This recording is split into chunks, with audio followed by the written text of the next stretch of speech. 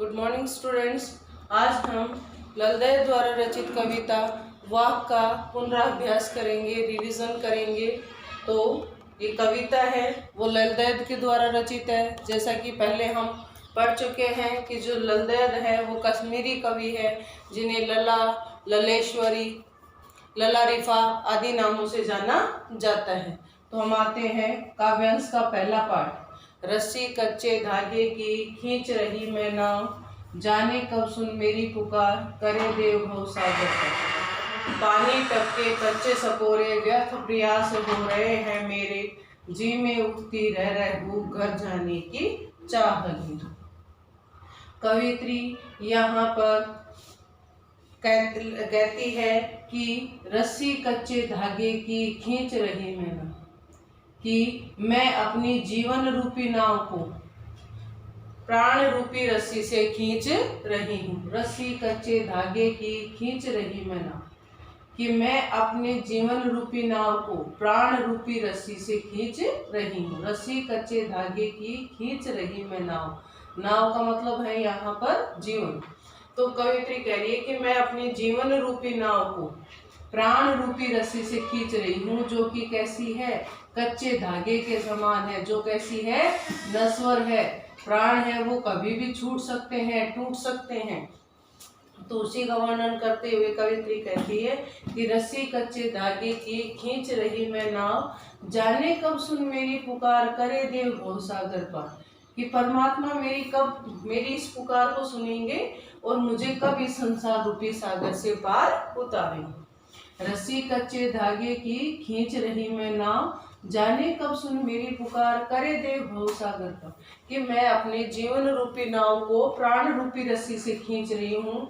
जो रस्सी है वह बड़ी ही कैसी है, कमजोर है। यानी मेरे जो प्राण है वो कैसे हैं, नश्वर हैं, जो कभी भी नष्ट हो सकते हैं, कभी भी मेरे प्राण रुक सकते हैं, सांस रुक सकते हैं। परमात्मा मेरी पुकार कब सुनेंगे और कब मुझे इस संसार रूपी सागर से पार उतारेंगे। भवसागर का अर्थ होता है संसार रूपी सागर।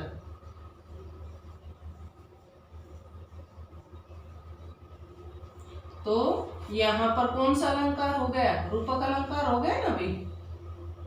पानी टपके कच्चे सकोरे, व्यर्थ प्रयास हो रहे हैं मेरे, जी में उठती रह भूख, घर जाने की चाहेगी। पानी टपके कच्चे सकोरे, सकोरे का अर्थ होता है बर्तन। जिस प्रकार कच्चे घड़े में से, मिट्टी का जो कच्चा घड़ा होता है उसमें निरंतर पानी रिसता रहता है, उसी प्रकार प्रभु प्राप्ति के जो मेरे प्रयास हैं वो सारे के सारे क्या हो रहे हैं, व्यर्थ हो रहे हैं। पानी टपके कच्चे सकोरे, व्यर्थ प्रयास हो रहे हैं मेरे, जी में उठती रह भूख, घर जाने की चाहेगी। कि परमात्मा प्राप्ति के जितने भी साधन हैं वो सारे मेरे क्या हो रहे हैं, नष्ट होते जा रहे हैं, व्यर्थ होते जा रहे हैं। जिस प्रकार कच्चे घड़े में से पानी बह बहकर नष्ट होता रहता है, व्यर्थ बहता रहता है, उसी प्रकार धीरे धीरे उसमें से पानी, कच्चे घड़े में से पानी निरंतर रिसकर खत्म हो जाता है, वैसे ही प्रभु प्राप्ति के मेरे जो प्रयास हैं वो सारे व्यर्थ हो रहे हैं। जी में उठती रह जी का अर्थ क्या है, मन। जी में उठती रह भूख, घर जाने की चाहेगी। मेरे मन में एक कसक बार बार ये उठती है, एक पीड़ा का अनुभव मैं करती हूँ, घर जाने की चाह है। कि मुझे परमात्मा के पास जाने की एक असीम लालसा मेरे अंदर पनप रही है। मैं बार बार परमात्मा प्राप्ति के लिए तड़प रही हूँ। जी में उठती रह भूख, घर जाने की चाह है। कि मेरे हृदय में एक दर्द, एक तड़प बार बार उत्पन्न हो रही है कि कब मैं इस नश्वर संसार को छोड़कर परमात्मा के पास जाऊंगी। तो ये तो आपका पहला काव्यांश था। दूसरा काव्यांश है, खा खा कर कुछ पाएगा नहीं, न खाकर बनेगा अहंकारी, सम खा तभी होगा संभावी, खुलेगी सांकल बंद द्वार की। खा खा कर कुछ पाएगा नहीं, मतलब पहले वाले काव्यांश में तो कवयित्री ने बताया कि कवयित्री के द्वारा ईश्वर प्राप्ति के जितने भी प्रयास हैं वो सारे क्या हो रहे हैं, व्यर्थ हो रहे हैं, और वो बार बार परमात्मा के पास जाने के लिए तड़प रही है। उन्हें परमात्मा की प्राप्ति ही सच्चा घर मिल रहा है। जी में उठती रह रहे हूँ घर जाने की चाह गिर, कि परमात्मा से मेरी प्राप्ति हो जाएगी, परमात्मा को मैं पालूंगी तो क्या होगा, मेरा जो मुझे मोक्ष की प्राप्ति हो जाएगी और मैं जीवन मरण के चक्र से मुक्त हो जाऊंगी। अगला है खा खा कर कुछ पाएगा नहीं। खा खा कर कुछ पाएगा नहीं, न खाकर बनेगा अहंकारी।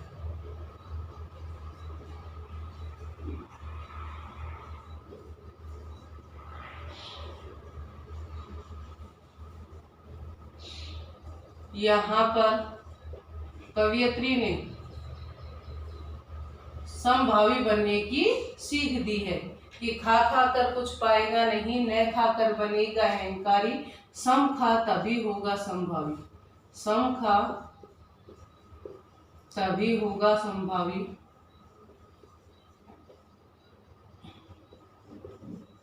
खुलेगी सांकल बंद द्वार की।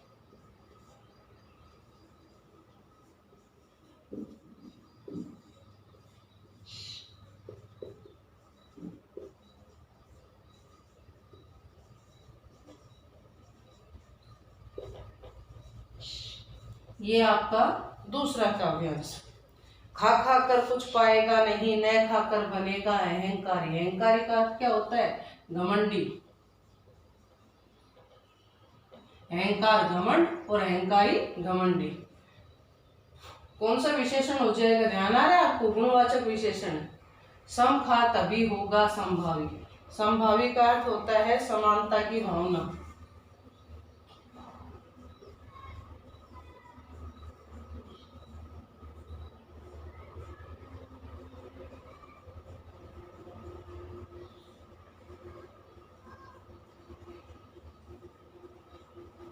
खुलेगी साकल बंद द्वार की।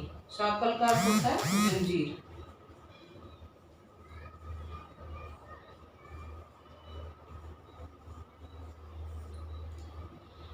यहाँ पर कवयित्री ललदेद कहती है कि हे मनुष्य, तू जितना सांसारिक वस्तुओं में, सांसारिक विषय वासनाओं में जितना लीन रहेगा, उतना तू क्या होगा, जितना विषय वासनाओं का भोग करेगा, जितना विषय वासनाओं को लिप्त रहेगा, उन विषय वासनाओं में लिप्त रहकर तू कभी भी ईश्वर की प्राप्ति नहीं कर सकता। खा खा कर कुछ पाएगा नहीं, न खाकर बनेगा अहंकारी। क्योंकि इन सांसारिक विषय वासनाओं का भोग करने से तुझे किसी भी चीज की प्राप्ति नहीं हो सकती। खा खा कर, खा खा कर का मतलब है सांसारिक विषय वासनाओं का भोग करने से। कवयित्री ललदेद है, वो कहती है कि हे मनुष्य, तो इन सांसारिक वस्तुओं में, सांसारिक विषय वासनाओं में जितना लिप्त रहेगा, जितना सांसारिक विषय वासनाओं का भोग करेगा, उससे तुम्हें किसी भी चीज की प्राप्ति नहीं हो सकती। न खाकर बनेगा अहंकारी। और यदि विषय वासनाओं को तूने अपने वश में कर लिया, यानी विषय वासनाओं को त्याग कर तपस्या का जीवन अपनाएगा, तो तू क्या हो जाएगा, अहंकारी हो जाएगा।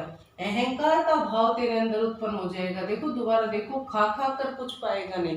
कवयित्री ललदेद है, वो कहती है कि हे मनुष्य, तू खा खा कर, यानी सांसारिक विषय वासनाओं का भोग करके तो ईश्वर की प्राप्ति नहीं कर सकता। किसी भी चीज की प्राप्ति, ईश्वर की प्राप्ति इन विषय वासनाओं में लिप्त होकर तुम्हें किसी भी चीज की प्राप्ति नहीं हो सकती। और इन विषय वासनाओं को त्याग कर यदि तपस्या का जीवन जीकर तुम ईश्वर की प्राप्ति करते हो, तो तुम्हारे अंदर क्या आ जाएगा, अहंकार आ जाएगा।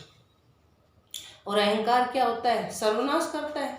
ते आगे है, सम खा तभी होगा संभावी, खुलेगी साकल बंद द्वार की। इसलिए तुम भोग और त्याग का उचित समन्वय करके, भोग और त्याग का सामंजस्य करके बीच के मार्ग को अपनाओ। अर्थात इंद्रियों पर उचित संयम रखो और इस मतलब इंद्रियों को अपने वश में करके समखा तभी होगा संभावी। समखा मतलब समानता का भाव रख, होगा तभी संभावी, यानी इंद्रियों के वशीभूत न होकर इंद्रियों में आंतरिक और बाह्य, देखो इंद्रियां दो मानी जाती हैं, एक तो बाह्य इंद्रियां और एक आंतरिक इंद्रियां, तो इन दोनों में समान भाव उत्पन्न कर तभी है खुलेगी साकल बंद द्वार की। तभी क्या होगा, बंद द्वार की जो जंजीरें हैं अर्थात ईश्वर प्राप्ति में जो बाधाएं आ रही हैं वो क्या हो जाएंगी, दूर हो जाएंगी। कि विषय वासनाओं का त्याग करके, यानी विषय वासनाओं में और कर्म के बीच, यानी इंद्रियों को अपने वश में करके बीच का मार्ग, मध्यम मार्ग अपनाते हुए ईश्वर की भक्ति करो, तभी खुलेगी साकल बंद द्वार की। कि बंद द्वार की साकल तभी खुलेगी, अर्थात तुम्हारी चेतना तभी व्यापक होगी और उसी से ईश्वर प्रभु मिलन की प्राप्ति संभव है। तीसरा देखो,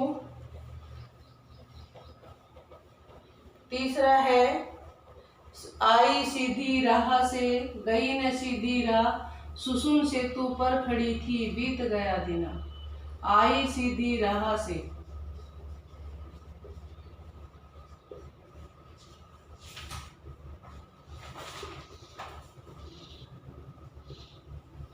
गई न सीधी राह,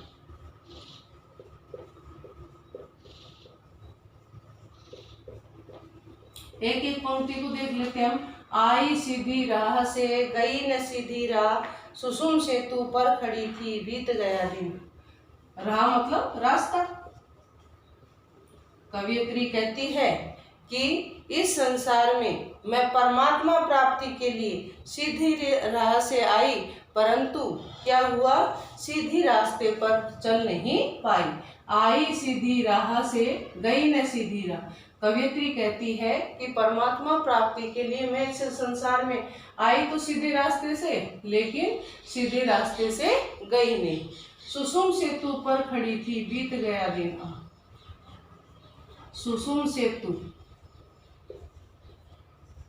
पर खड़ी थी बीत गया दिन।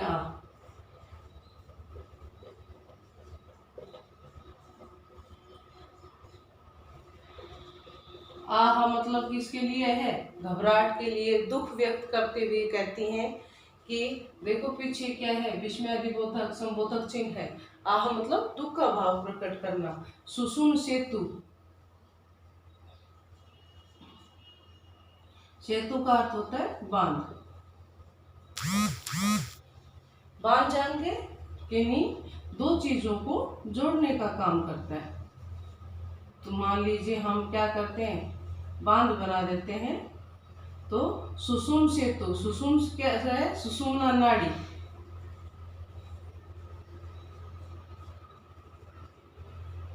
सुसुम सेतु पर खड़ी थी बीत गया दिन। कि उस जीवन के सीधे राह पर नहीं चल पाई, ईश्वर प्राप्ति के लिए मैं इस संसार में सीधे रास्ते से आई, लेकिन सीधे रास्ते से गई नहीं। और मैंने क्या किया, उस सीधे रास्ते को छोड़कर हठ योग का मार्ग अपनाया। आई सीधी राह से, यानी ईश्वर प्राप्ति के लिए मैं जिस मार्ग से आई थी सीधे रास्ते से, उस सीधे रास्ते से गई नहीं। क्या किया उन्होंने, सीधे रास्ते से न जाकर दूसरे मार्ग को अपनाया, जो मार्ग कैसा था, जटिल था। तो उन्होंने क्या किया कि हठ योग, ये ईश्वर प्राप्ति की या साधना है, ये हठ योग। हठ योग क्या है, साधना। आई सीधी राह से गई न सीधी राह, सुसुम सेतु पर खड़ी थी बीत गया दिन। तो कवियत्री कहती है कि उसने हठ योग का सहारा लेकर गलत रास्ते को अपना लिया और जीवन भर सुषुम्ना नाड़ी की साधना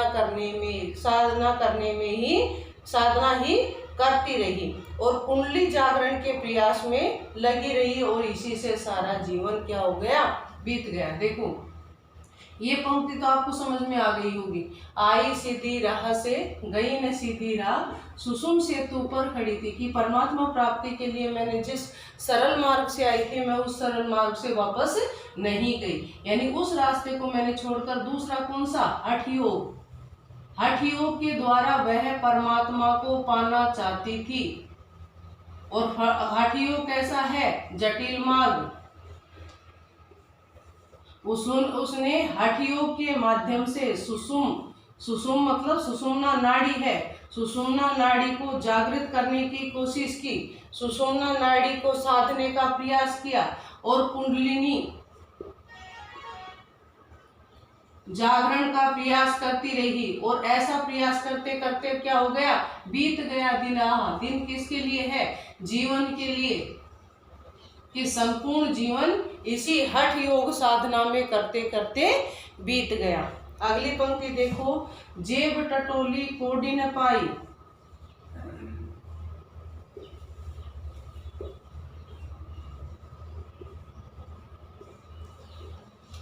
जब कवियत्री ने आत्मनिरीक्षण किया, जेब टटोली, मान लीजिए हम कहीं सफर कर रहे हैं और हमारे पास क्या है कि किराया नहीं है, तो हम देखते हैं जेब में हाथ डाला, अरे यार किराया तो है नहीं, तो उस समय क्या होता है, चेहरे का रंग उड़ जाता है, हक्के बक्के रह जाते हैं। वहीं पर इसने कहा जेब टटोली, जब लेखिका ने आत्मलोचन किया, आत्मनिरीक्षण किया, अपने आप को देखा, आत्मलोचन किया, आत्म कोडी न पाई, यानी ईश्वर की भक्ति, यहाँ पर कोडी पैसा हो गया कि जब मैंने देखा तो मेरे पास ईश्वर को देने के लिए कुछ भी नहीं था। मांझी को दूं क्या उतराई, कि जब मैंने आत्मनिरीक्षण किया तो मेरे पास ईश्वर को देने के लिए भक्ति रूपी मेहनताना नहीं था। जेब टटोली कोडी न पाई, मांझी को दूं क्या उतराई।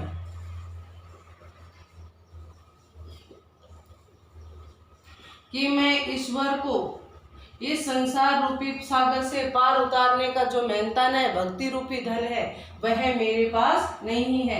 ये सारा जीवन तो मैंने क्या किया, हठ योग साधना, सुषुम्ना नाड़ी को जागृत करने के साथ कुंडलिनी की को जगाने के प्रयास में, यानी हठ योग साधना के द्वारा मैंने संपूर्ण जीवन व्यतीत कर दिया। हठ योग साधना करके सुषुम्ना नाड़ी को जागृत करने के लिए मैंने उस साधना में, उस तपस्या में मैं लगी रही और मेरा संपूर्ण जीवन व्यतीत हो गया। यानी व्यर्थ में, मैं अगर सीधे रास्ते से परमात्मा के मार्ग को अपनाती तो मैं इस संसार रूपी सागर से पार उतर जाती। जब मैंने सारा संपूर्ण जीवन व्यतीत कर दिया, तब मैंने आत्मनिरीक्षण किया, आत्मलोचन किया, तो ईश्वर को देने के पास मेरे पास भक्ति रूपी मेहनताना नहीं था। अब मानसी मतलब ईश्वर के लिए आया है, उतराई मतलब इस संसार रूपी सागर से पार उतारने के लिए जो भक्ति रूपी धन है वह मेरे पास नहीं। फोर्थ है, यहाँ पर जो फोर्थ वाक है उसमें बताया गया है कि परमात्मा की जो प्राप्ति, परमात्मा का जो निवास है वह क्या है, हर तत्व में, हर जगह पर क्या है, व्याप्त है। तो उसने कहा है थल थल में बसता है शिव, थल थल में बसता है शिव।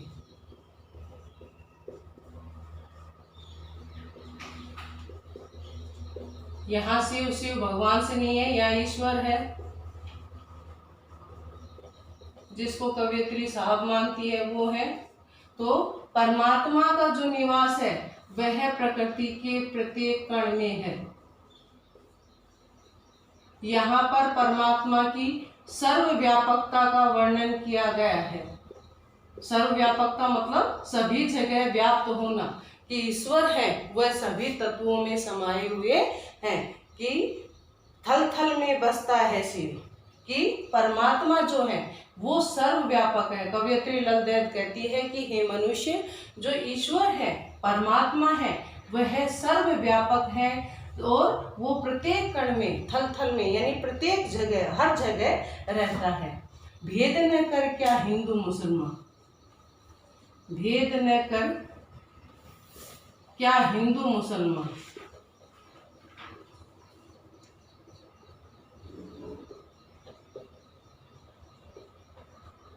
कि हे मनुष्य तू मुसलमान, भेद न कर क्या हिंदू मुसलमान, कि हे मनुष्य तू हिंदू और मुस्लिम जो संप्रदाय बना रखे हैं मनुष्य ने स्वयं को कि ये हिंदू धर्म का है, धर्म के आधार पर तू मनुष्य में भेद मत कर। धर्म और जाति के आधार पर यानी धार्मिक और जातीय जो संकीर्णताएं हैं उनसे ऊपर उठते हुए तुम क्या करो, ईश्वर की भक्ति करो।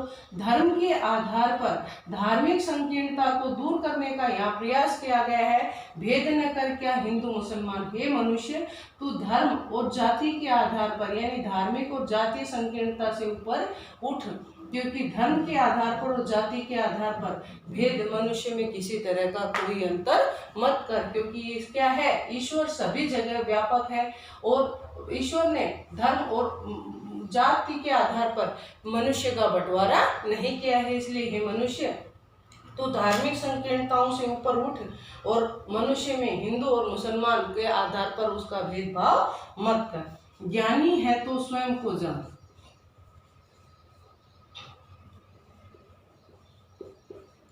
ज्ञानी है तो स्वयं को जान, यही है साहिब से पहचान। कि हे मनुष्य यदि तू वास्तविक रूप से ज्ञानी है तो तू स्वयं क्या कर, अपने आप की पहचान कर। ज्ञानी है तो स्वयं को जान, कि यदि स्वयं को तू अगर स्वयं को सच्चा ज्ञानी समझते हो तो पहले स्वयं को पहचानना जरूरी है। यदि तुम ज्ञानी हो, ये सोचते हो कि मुझे ज्ञान है, तो उसके सबसे पहले क्या करना है, यदि तुम वास्तविक रूप से ज्ञानी हो तो सबसे पहले क्या करो, अपनी पहचान करो। यही है साहिब से पहचान। कि मनुष्य यदि स्वयं की पहचान कर लेगा तो वही सच्चा साहिब से पहचान, यही ईश्वर से सच्ची पहचान है। यानी कहने का मतलब है कि यदि मनुष्य स्वयं को जान जाएंगे तो अर्थात अपने भीतर रहने वाली आत्मा को पहचान जाएंगे तो वह ईश्वर को भी आसानी से पहचान लेंगे। ज्ञानी है तो स्वयं को जान। कवियत्री ललदेद कहती है कि हे मनुष्य यदि तू वास्तविक रूप से ज्ञानी है तो सबसे पहले अपनी पहचान कर, स्वयं को जान। और जब स्वयं को जानने का मतलब ये नहीं कि मैंने अपने आप को जान लिया, मेरा नाम ये है, यानी मेरे अंदर जो आत्मा है वह किसका अंश है, परमात्मा का अंश है। और जब मैं आत्मा को पहचान लूंगा क्योंकि मैं आत्मा हूँ और मैं किसका अंश हूँ, परमात्मा का। जब मनुष्य को आत्मा और परमात्मा की, आत्मा जो है वह परमात्मा का अंश है और परमात्मा यानी आत्मा परमात्मा का अंश आत्मा है और आत्मा किसके अंदर निवास कर रही है, मेरे अंदर। तो अगर मैं ये जान लूंगा तो वही क्या है, वही परमात्मा को प्राप्त करने का अच्छा साधन है। वही है साहिब से पहचान। कि आत्मा रहते हुए अगर तुम स्वयं को पहचान लेते हो तो वही ईश्वर को पाने का सच्चा साधन है। वही व्यक्ति ईश्वर को अपने आप पहचान लेगा जिसने स्वयं को जान लिया है। तो ये आपका वाक था और इस पर आधारित प्रश्न मैं आपको भेजूंगी। उन प्रश्नों को आपको करना है, करने के बाद उनका आंसर भेजा जाएगा, उनसे आपको मिलान करना है। क्लियर? सभी बच्चों को ध्यान से करना है सारी चीज़ों। पहले काव्य खंड को पढ़ना है, काव्यांश पर आधारित प्रश्न मैं आपको भेजूंगी, शब्दार्थ भेजूंगी, उनके अर्थ लिखने हैं और उस काव्यांश पर आधारित प्रश्न लिखने। वन वर्ड एक एक लाइन के आंसर होंगे, वन वर्ड आंसर भी हो सकते हैं। तो आपको इन चीज़ों का ध्यान रखना है। Thank you, have a nice day.